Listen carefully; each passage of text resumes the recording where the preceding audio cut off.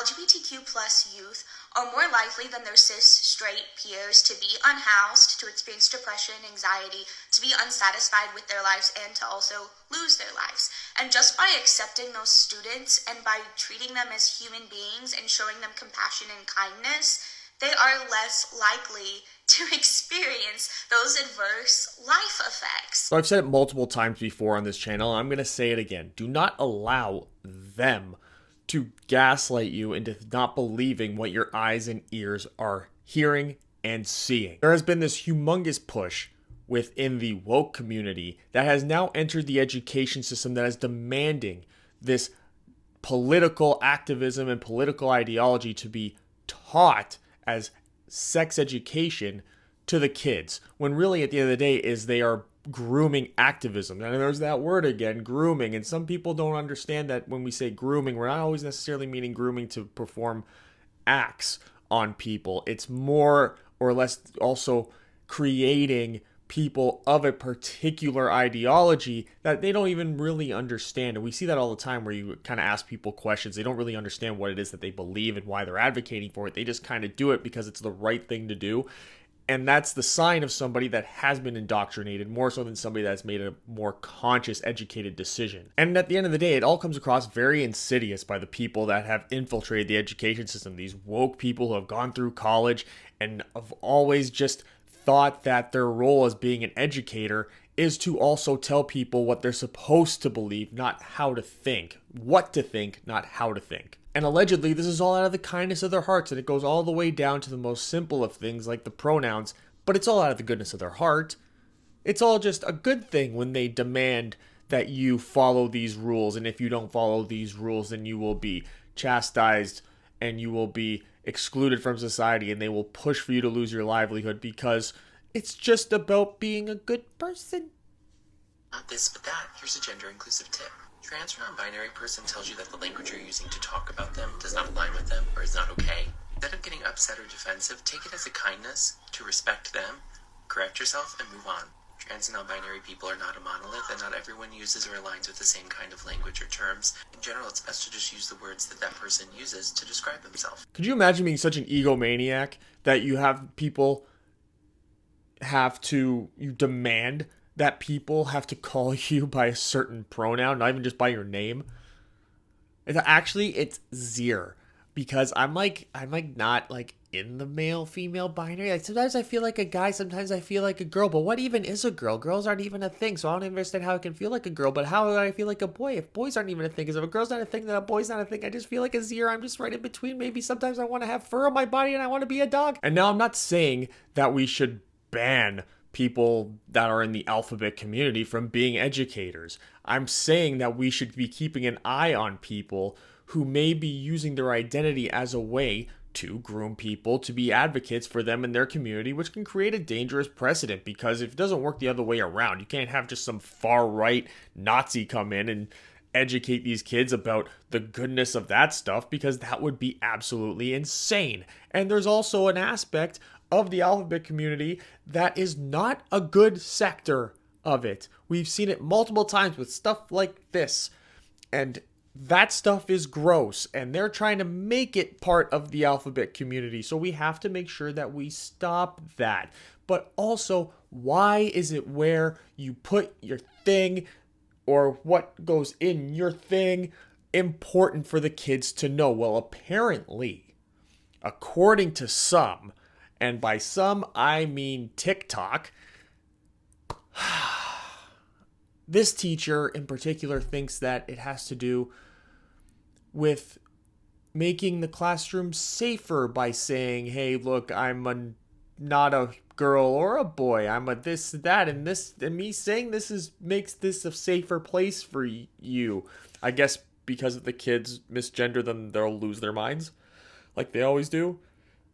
It starts screeching at the kids, which I guess would make the kids less safe in the classroom if you have a teacher going crazy because they were misgendered and you know how sensitive they are about that, even though it's kind of like, I can see that you're a guy or a girl and you just, you know, and they're kids, and you know how kids are. Boys have a penis and girls have a vagina, a kindergarten cop, and I just don't quite understand how this makes it safer, but apparently it doesn't. Here is a safety class thing. It's incredibly important for there to be queer representation in education because LGBTQ plus youth are more likely than their cis straight peers to be unhoused, to experience depression, anxiety, to be unsatisfied with their lives, and to also lose their lives. And just by accepting those students and by treating them as human beings and showing them compassion and kindness, they are less likely to experience those adverse life effects. Could it possibly be that maybe these kids are just confused because they're growing up and there's like chemical imbalances happening, so maybe they just have some sort of mental illness, and now you're bringing them into your community to try to grow your community, to manufacture growth within your community, when really maybe they're not part of the community, so you're kind of taking advantage of maybe some confusion that they have overall in their lives because they're growing, developing human beings, so you're actually taking advantage of that to try to bring them into your community, to make your community seem like it's bigger than what it actually is? Could it possibly be that too? And that's why there's such a high deletion rate amongst your community, because you've taken in people that have particular, I don't know, illnesses. And we all know that illnesses are generally almost always a factor in deletion. But you know, it's about, okay, maybe it's maybe this quadrupling and tenfold increase in members of the community is just some coincidence. Now, there's been a lot of recent pushback against queer teachers in the workplace, especially in public education.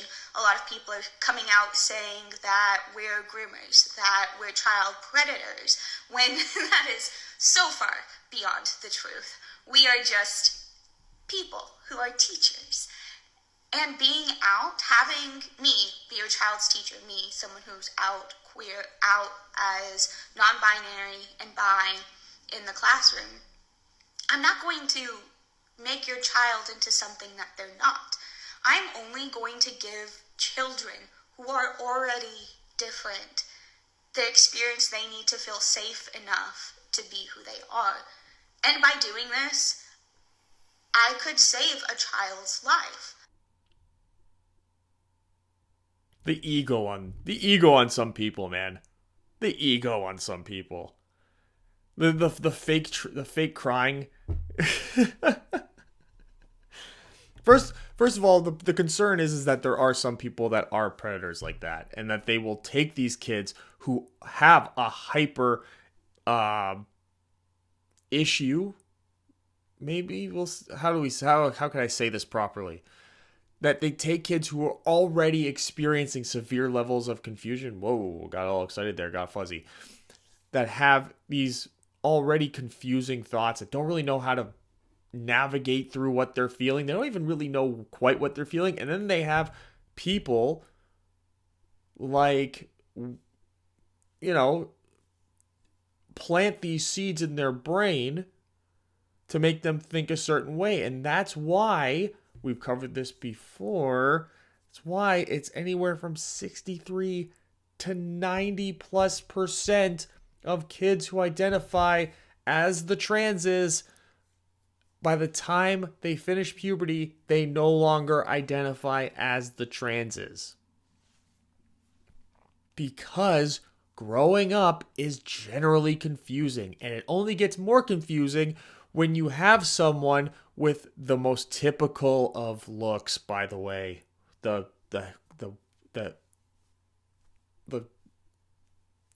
you know what I mean? Yeah, oh, Jesus Christ. Telling you that it's because you're actually this. And they come to you like they have the answers. And with this compassionate voice, and I just want to save people's lives. And that's very welcoming for a kid. And sometimes, you know, having empathy is, of course, a good idea. For kids that are developing, of course it's a good idea. Of course it's a good idea. Nobody's saying that it isn't a good idea. The problem is that when you disguise your agenda and pushing of said agenda, you disguise it as empathy. And that's a huge issue that people like me and others have with the people who are just claiming to be activists for the LGBTQAAIP youth. Because we know you're not. It's like when guys see like a super male feminist and he starts talking about like, oh my God, like men have to like be in women's spaces. Like sometimes they just want to go to the club and be with just their friends and not be bothered by people. Because, you know, everyone knows that's why you go to clubs. You go to clubs so you can have a nice, quiet, relaxing night out. But they're the same type of thing. Guys will look at them and be like, you're definitely a candidate for roofing someone tonight. Because what are you trying to do, bud? Like, we can just see through all these people. And I think that's the thing. We can see through the people who are disguising their agenda and their insidiousness behind empathy. And then when you question them, they just call you a bigot and they move on. But that's all I got for today's video. Just more evidence that this stuff is actually, in fact, happening. And because it's being broadcasted right there for you on the largest social media website in the world, imagine how much of it is not being broadcasted. Imagine how much is just brewing underground that we're not seeing. Just imagine, because this is all right out in front. People are thinking this is a good idea to post this stuff, and they're getting likes and thumbs up. And speaking of likes and thumbs up, that's what you should be doing on this video. Giving me a nice little like there where the thumbs up button is. And if you haven't subscribed already, please subscribe. It is the freest, easiest, and quickest way you can support me, this channel, and its growth going forward. I really appreciate it. I want to keep these numbers going up. I think I've been doing pretty well the last month or so. And I'd like to continue that trend, and it's all because of you guys that I get to continue that trend, and I really do appreciate you guys here. Even the people that are going to leave comments in the comment section, which you guys should all do as well, that are not necessarily positive towards me, which most of the comments are positive anyway, and I really appreciate that as well. But make sure you guys stay locked into the channel. If you want to hit the notification bell, go right ahead too. That'd be cool too. But, you know, there's videos here, videos there that you might have missed. And of course, the subscribe right there, that logo, click it. Thanks, guys. See you later.